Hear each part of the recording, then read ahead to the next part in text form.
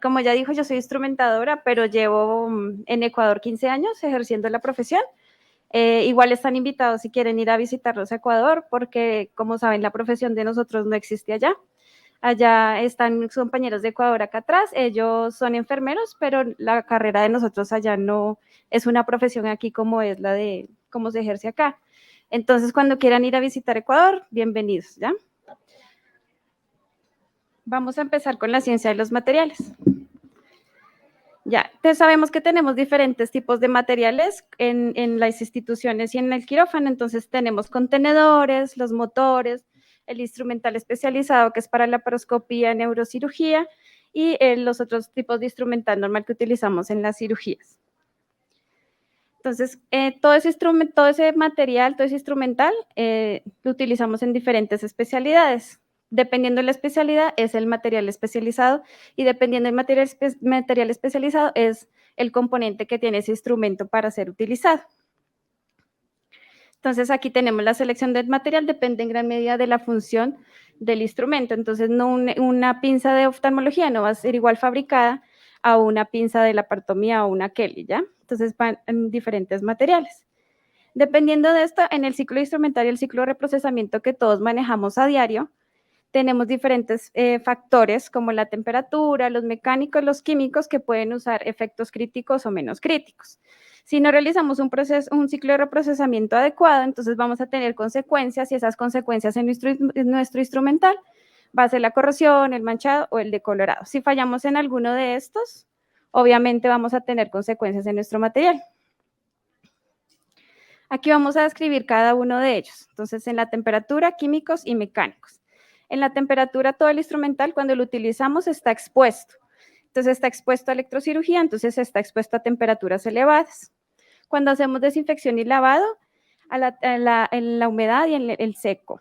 Y en esterilización, cuando utilizamos colocamos en el ciclo de esterilización, obviamente las temperaturas que manejamos en cada ciclo. En la parte mecánica, en la utilización, en la forma en cómo utilizamos los instrumentos, si se aprieta mucho, si utilizamos un instrumento que no es el adecuado para en ese momento, el desgaste que tiene. En la desinfección y en el lavado es en la abrasión, en la manera como lo lavamos y en la vibración, en cómo utilizamos todos los métodos para poder hacer el lavado. En la esterilización, en la deformidad de cambio por presión, que solo podemos observar en los contenedores, pero obviamente es muy raro por lo que nosotros manejamos los equipos. En los químicos tenemos la utilización de residuos orgánicos. Obviamente, si lavamos mal el instrumental, si dejamos con los residuos orgánicos que salen de la cirugía cuando trasladamos el equipo, entonces va a tener todo ese daño. En la desinfección y lavado, como ya sabemos, la calidad del agua. Si no tenemos una buena calidad del agua, igual nuestro instrumental va a sufrir, se va a deteriorar y la vida útil del mismo va a ser menor. Y en ácido alcalino, en manejar el jabón enzimático adecuado, manejarlo como nos dice el fabricante para evitar el daño. En la esterilización, en los químicos tenemos el peróxido y el óxido de etileno. El fabricante, en la vida útil del instrumental, tiene unas normas que debe cumplir. Entonces, para la selección del material, debe usar material adecuado, considerado para la función cual va a ser creado, la durabilidad planificada y la posible influencia de los factores externos.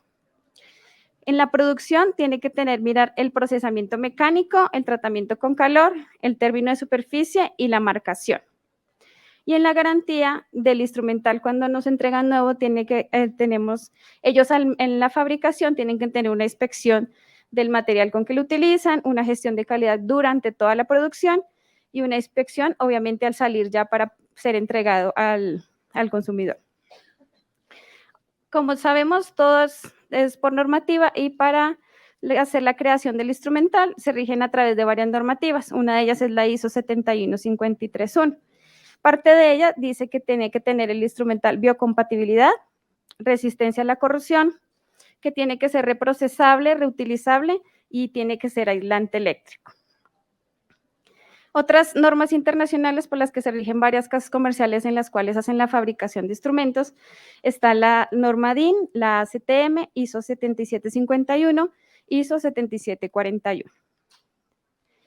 En los materiales para producción de productos reutilizables tenemos varios, que son los aceros y los metales ferrosos. Entonces, tenemos varios que son los aceros con aleaciones bajas y aceros con aleaciones altas. En los aceros con aleaciones tenemos en la composición, la aplicación y las características. En la composición del acero con aleaciones tenemos el hierro y el carbón, que en esos son las hojas de bisturí. ¿Qué característica tienen? Que no tienen ninguna resistencia a la corrosión, porque esas solo colocarle el agua ya se va a oxidar. Tiene alta dureza y mantienen el filo. En el acero con aleaciones bajas, que es menor al 5%, no lo utilizamos porque tiene baja resistencia a la corrosión. Y en el acero con aleaciones altas, que es mayor al 5%, utilizamos, y la aplicación es en la fabricación de los contenedores. ¿Y qué características tiene eso? Que son resistentes, que tienen elasticidad adecuada, que tienen alto grado de dureza y tienen resistencia a la corrosión. En los requerimientos generales de los fabricantes tenemos también los instrumentos cortantes y los no cortantes, y tienen varios componentes dentro de ese instrumental. Entonces, los instrumentos cortantes tienen resistencia a la corrosión, pero esos tienen una composición que tienen cromo. Tienen una elasticidad adecuada con un porcentaje de carbono, son altamente resistentes a los desgastes y tienen alto grado de dureza debido al cromo que tiene el instrumento. En los no cortantes es igual, entonces tienen resistencia a la corrosión porque tienen cromo, tienen alta elasticidad porque contienen carbono. En los que el fabricante de los materiales que utilizamos metales, ¿no? Entonces tenemos varios tipos: metales duros, metales no ferrosos, los sintéticos, las cerámicas y los de revestimiento. Entonces todo esto son partes de los materiales que se utilizan para el instrumental que nosotros manejamos a diario.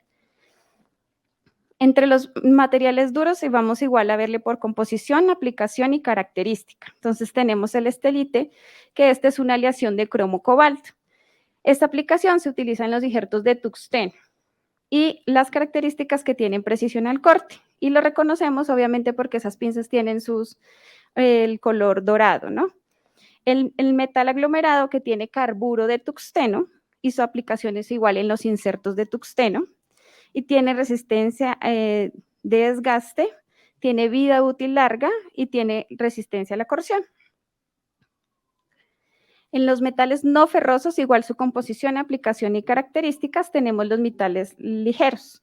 Estos tienen varias aleaciones de titanio, que sus aplicaciones son en los instrumentales para pediatría, cardiovascular y neurocirugía, que es más delicado, y tienen varias características, igual, resistencia a la corrosión, es no magnético, es biocompatible, pero también, como todos sabemos, ese instrumental tiene altos costos de producción. Y el aluminio maceloxal son los contenedores, los martillos, las cajas y los motores. Y obviamente estos tienen característica que tiene alta conductividad al calor. Tenemos también los metales no ferrosos en los metales pesados. En los metales pesados tenemos la composición del cobre. Esos los aplicamos en los instrumentos como en los mangos de bisturí, en las sondas y en los componentes de los motores. Y las características de este metal es que es fácil de deformar. El metal precioso, que son la plata, también lo utilizamos en sondas, ganchos de palpación y cánulas. Estos son hipoalergénicos y fácil de deformar, o sea, tienen para dar más fácil la forma al instrumental. En los sintéticos tenemos varios componentes, que es el duroplástico y el termoplástico. Igual en la composición, aplicación y características tenemos en el duroplástico es el fenol formaldehído con fibras de algodón. Lo utilizan en componentes para instrumentos para mangos y sondas, ¿ya? La característica es ligero y no conduce la electricidad. En los termoplásticos tenemos el PEC, que utilizamos en los mangos de la laparoscopía y en los tubos. En los termoplásticos también tenemos la polilfenilsulfona, que son las tapas de los contenedores, que estos tienen resistencia química, térmica, obviamente es resistible a los impactos y no es no desteñible. En los materiales sintéticos tenemos igual composición, aplicación y características. En los termoplásticos tenemos el polímero de poliamina, que son el color que le da a los instrumentos, y a veces también ahí se fabrican los clips de las ligaduras y tienen resistencia química limitada. El clorotifluorelato que se llama el alar, es un recubrimiento aislante que es el aislante que tienen las pinzas bipolares. Ese obviamente le da resistencia al desgaste de estas pinzas. Y el elastómero, que son las siliconas, que es las esterillas que utilizamos dentro de los contenedores para colocar el instrumental, eso nos da característica de termoestabilidad. En otros materiales que tenemos la cerámica y el revestimiento. En la cerámica tenemos la composición que es el óxido de circono de aluminio, que es el aumento, el aislante de los instrumentos de las pinzas bipolares, de los ganchos de la paroscopía. ¿Qué característica tiene este? Que tiene conductividad y es termoestable, pero a la vez es muy frágil y tiene mayor desgaste. Y en el revestimiento, que son el nitrato de titanio y nitrato de aluminio, son los instrumentales que son de revestimiento, le da el revestimiento a los instrumentales y son el instrumental que son de varios colores, como las pinzas que vienen de color negro. Y las características que son resistencia a la corrosión y obviamente da una codificación por el color. Ya, cuando tenemos la pasivación es una reacción de ácidos orgánicos, que viene el ácido nítrico con el hierro y el cromo. Entonces, esta oxidación se produce, la oxidación del hierro, entonces está el hierro y el oxígeno y el cromo y el oxígeno. Entonces, si podemos ver en la, es que no, ¿cómo se me da ya? No, es este. Aquí. En esta parte de aquí tenemos el oxígeno, que es este. El amarillo es el hierro y el verde es el cromo, ¿ya? Entonces hace una reacción. El hierro y el oxígeno es separado de la superficie y el cromo y el oxígeno se mantienen en una capa. Entonces esta reacción química nos ayuda a proteger la superficie de la corrosión del instrumental. Entonces, esta parte de pasivación, el fabricante tiene que tener este proceso para entregarnos a nosotros. Entonces, si yo tengo la pasivación en aceros inoxidables y la realizo, tengo un tipo de corrosión y una ocurrencia. Entonces, si tengo un tipo de desgaste como la picadura, la ocurrencia va a ser baja. En la fricción igual. Si el fabricante tiene el término de pasivación, hace todo ese proceso con la pasivación del instrumental, tenemos una ocurrencia baja. Y en el contacto es significante porque en la última foto vemos que esto no es por material, sino es más que todo por el uso que le damos al instrumental. Entonces el contacto es insignificante cuando tenga o no pasivación el instrumental.